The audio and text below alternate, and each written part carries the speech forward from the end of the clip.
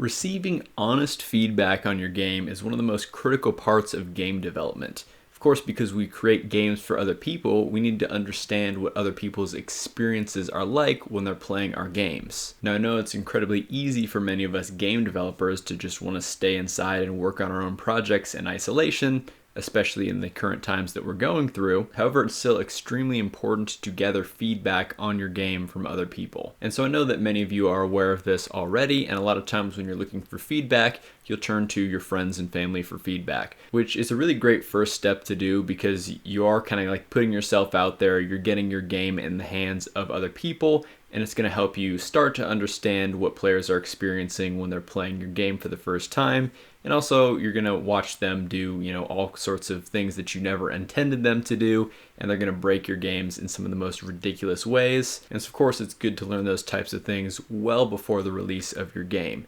Now, the only problem with giving your game to friends and family is you might not always receive the most honest feedback from them. A lot of times when you give your game out to friends and family, they'll kind of just give you positive, encouraging feedback, which is, kind of good for morale, but it's not necessarily the best feedback for the overall improvement of your game. From time to time, you will get some people who give you some feedback saying, oh, this one part could be improved or whatever, and then you go fix that, and then you give it back to them and say, oh, great, it's fixed now, great. So it can be a little bit tricky to determine what are the actual things that you need to improve in your game.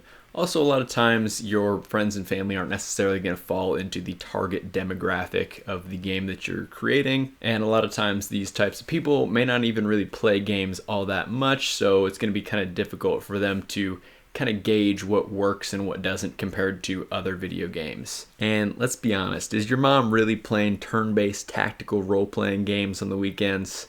I didn't think so. Anyways, in today's video, I wanted to share a little story about how I got some extremely honest feedback for a game that I was working on, and hopefully with this, it can kind of give you some tactics that will help you to play test your game and get some good, honest feedback from people. And before I do that, I'd just like to say that I actually just wrapped up doing a live stream with Nathan from Dapper Dino. It was pretty cool. We went on for about 2 hours just kind of hanging out, talking about game development, answering a bunch of questions from the people in the chat.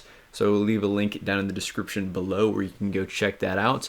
Also, if you do find today's video helpful, of course, hit that like button. Also, feel free to subscribe to the channel for lots more videos about game development. Of course, if you do have any questions for me or suggestions for future videos, you can always leave those down in the comments section below. Alright, so for this story, we're going to go back to my college days where I was creating a project for a mobile game development course. Basically, we were making this 2D platformer called Badass McLarge Huge. And it's a pretty simple game where you basically are just continuously running, and then you basically just kind of tap one button on the screen to jump, and then you can tap on enemies on the screen to actually shoot at them. So anyways, when we were going through the initial digital prototyping phases of figuring out how the mechanics of this game would work, our teacher gave us the assignment that we need to basically go out onto campus and start gathering feedback from people. Just literally to go out onto campus and find random people to play our games. And I'm not gonna lie, when we got the assignment, I was pretty anxious about it. The thought of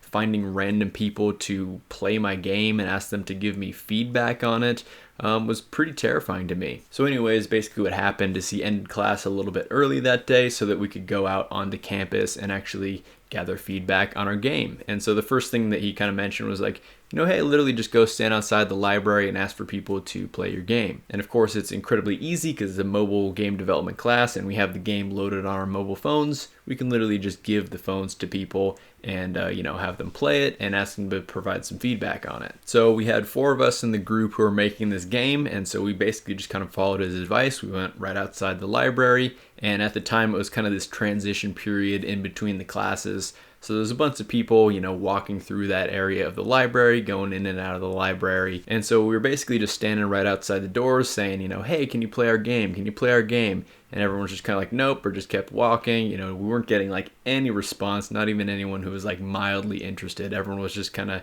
on their way from one thing to the other. So we quickly realized we're like, hey, this isn't working. Obviously we were a little bit kind of feeling awkward already, just, asking all these like random cute girls or whatever, like, hey, can you play this like game that I made on my phone? So we kind of took a step back. We got out of the, hustle and bustle of that busy area. So then we're kind of like, hey, I wonder what would happen if we actually go up to some people who are seated down already. They're not kind of like in the middle of moving between classes. So we basically just started going up to people at, lunch tables or benches or whatever, and just kind of going up and politely saying, hey, so sorry to bother you right now, but we're working on this project for a class and we could really appreciate your feedback on it. And they'd be like, oh, okay, like what are you working on? And then so it was already just, we're getting a much better response because, the people are sat down, they're not really in a hurry to go anywhere. And then we kind of continued, we're like, actually we're creating a mobile game. And so, this is it. We can, we gave them the phone right away and said, these are the 2 things that you need to know how to play. Go for it. And, the response that we got from that was just fantastic. Everyone was super cool for the most part. They're like, oh, no way, you're making like a mobile game for a class here? Like, that's so cool. I've never heard of that. And so they would make a genuine effort to actually, play the game. And then they started like really getting into it. They're like, oh, like, let me try this again. I think I can do better this time. Like, let me try again, right? And we even went up to this group of people and they're having like a little competition between like the 3 of them, just seeing like who could get the furthest in the level. And these people were totally willing to give good, honest feedback to us. We would kind of ask them some questions about the experience of their game. And they'd say, oh yeah, I had fun doing this, but this part, I didn't really understand, why does this have to be like this? And, these people didn't know us at all. So they were, basically just giving their genuine reactions of their experience with the game, which is some of the most honest feedback that you can come across. Now I know that just kind of randomly walking up to people at a college campus, not necessarily they're always going to be extremely familiar with video games, but that's one of the things that you should kind of like ask them as you're kind of chatting them to begin with. Just kind of gauge their interest in, video games or the type of game that you're making. And that'll kind of give you a good idea about what questions to ask them when you're getting feedback on your game. Again, when you're playtesting, you should always have, a set list of questions that you want to ask people. Of course, if you're just kind of going up to random people, you don't necessarily want to take up a whole bunch of their time, so you're probably not going to get through the whole list. So just kind of depending on, the player's experience with games in general and kind of the things that you saw them do in your game, then you kind of want to tune which questions you want to ask. But I just remember that being such a shock to me about how much of a night and day difference that we had between just kind of standing outside of the library asking for people to play our game as they're walking by versus actually going up to people who were kind of already sat down and settled in, and those people were much more willing and likely to give us some feedback on our game. But anyways, I hope this does give you an idea of how to get some honest feedback for your game. Now, understand that given the current situation of things, maybe it's not the best idea to give someone your dirty phone right now and ask them to play a game, just some random person off the street. But hopefully when things start getting back to normal, you can see how maybe you can try going to like a game convention or something like that and walking up to people and asking them to play your game. Again, people at game conventions, they're going to be totally willing to play your game and give you some honest feedback on it. But anyways, that's going to do it for today's video. I really hope that you enjoyed it and you learned something. If you did, I'd really appreciate it if you hit that like button. Also, feel free to subscribe to the channel for lots more videos about video game development. Of course, if you do have any questions for me or suggestions for future videos, you can always leave those down in the comments section below.